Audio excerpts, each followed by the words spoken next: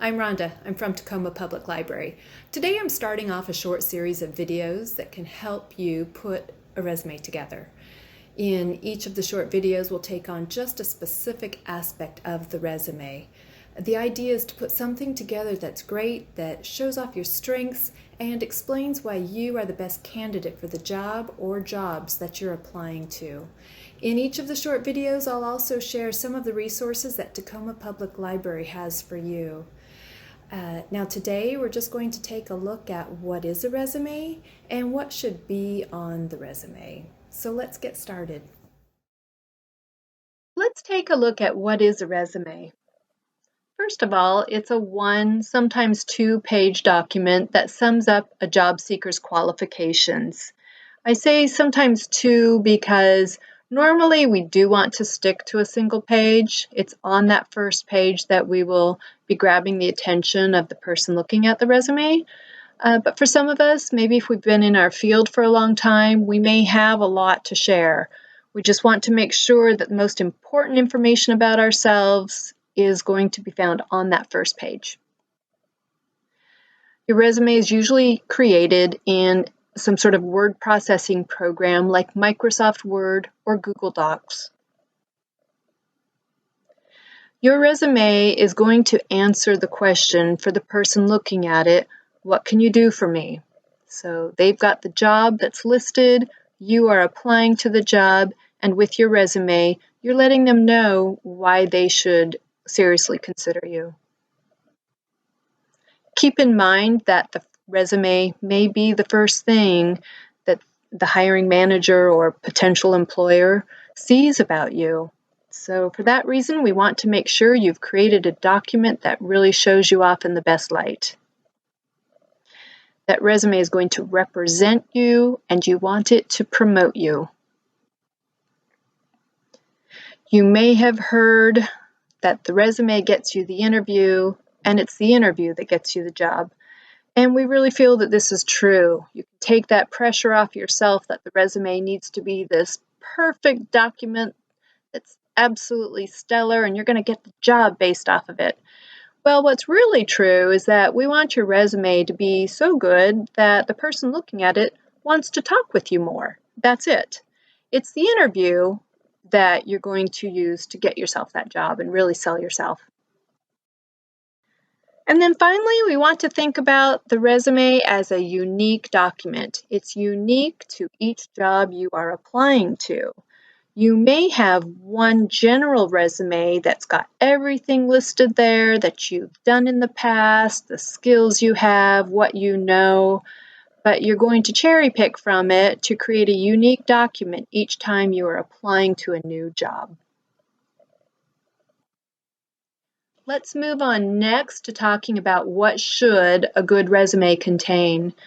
So with this list, I've tried to pull together really what the essential things are that you need. And even within this list, there will be some differences that one person may have as opposed to another person. But really, everything that's on here is what you should consider getting onto your own resume. Starting with your contact information. At the top of the page, you would have your name listed, usually in a larger font than everything else, and then your phone number and your address, email address. I put in parentheses that you'll want to consider if it's best to include your address, meaning your street address, because a lot of times this just isn't needed anymore. In fact, including your street address could work against you if you don't live real close to the job you're applying to. Especially where we live here in the Puget Sound area with the I-5 corridor, traffic can be crazy, and we don't want someone to create or have a false impression of our abilities to get to work on time because we don't live real close to the job. But you may consider leaving your address on the resume if you live quite close to the job and you want that to maybe work in your favor. The next thing would be your email address, and I would encourage you to have an email address that includes your full name. No nickname or cutesy email name. for this resume, we don't, again, want someone to create some false impression of you because of some nickname that you use in your email. So just stick with your full name and your email address. I like to think of your name being your brand, and we want your name to start to stick in the mind of the people looking at your resume. And then we want to make sure that we've got our skills listed in a nice, concise manner. And following that would be your work experience, worded concisely, using active language and measurable wording. These 2 points can be the biggest challenge of putting a resume together.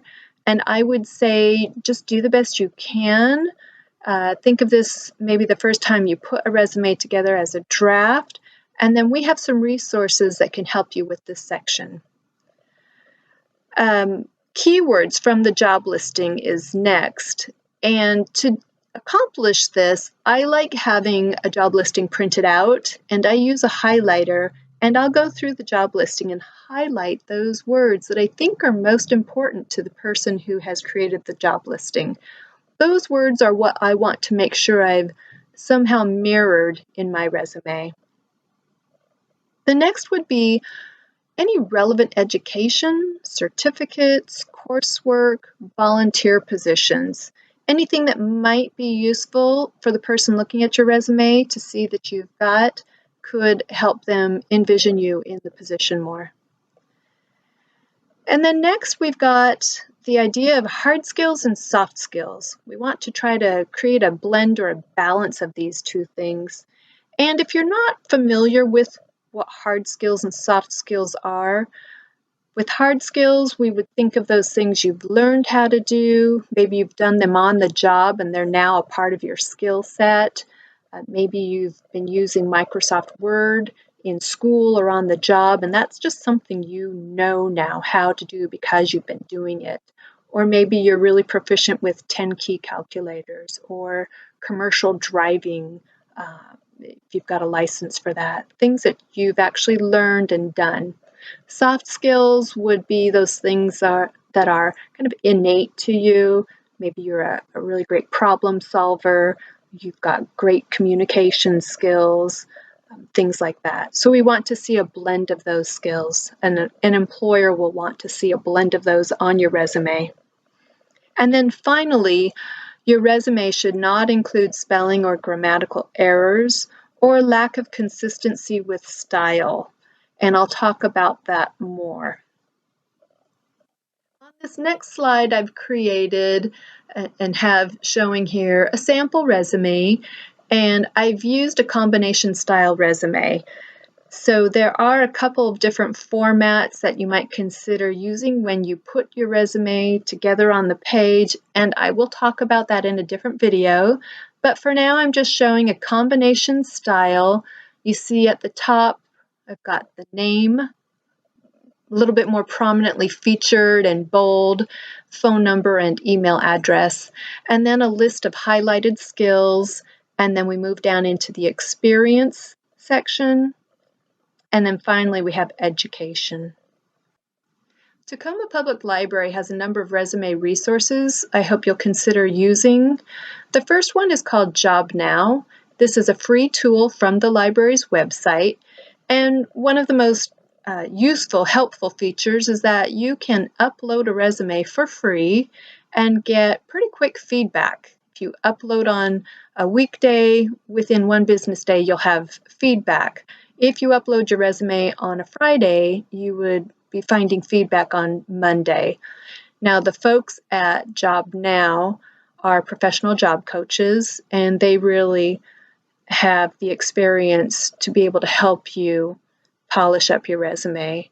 So earlier I spoke about just creating a draft of your resume first, if that helps take the pressure off making it perfect right off the bat. It doesn't need to be perfect. The folks at Job Now can help you see the areas that you might improve on, whether it's wording or the layout of the document.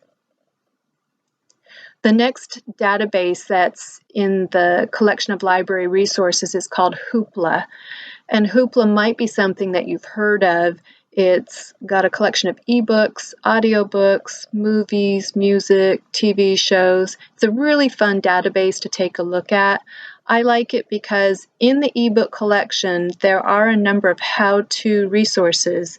So if you can imagine yourself going to the library and checking books out off the shelf on how to put together a resume, Hoopla has those same types of books. Titles like No Nonsense Resumes, the popular Knock 'em Dead series. They've got Knock 'em Dead resumes, Knock 'em Dead resume templates, and then all sorts of resume guides for the different industries. So both of these, again, can be found on the library's e-resources page at www.tacomalibrary.org/resource, and you can use them for free with a library card. If you don't have a Tacoma Library card, you can scroll to the bottom of any of the library's web pages and look for the link Get a Library Card. That's it for today, but I will have more resume topics coming soon. I hope you will tune in for those, and I thank you for tuning in today. If you have any questions, you can email me at rkristoff@tacomalibrary.org.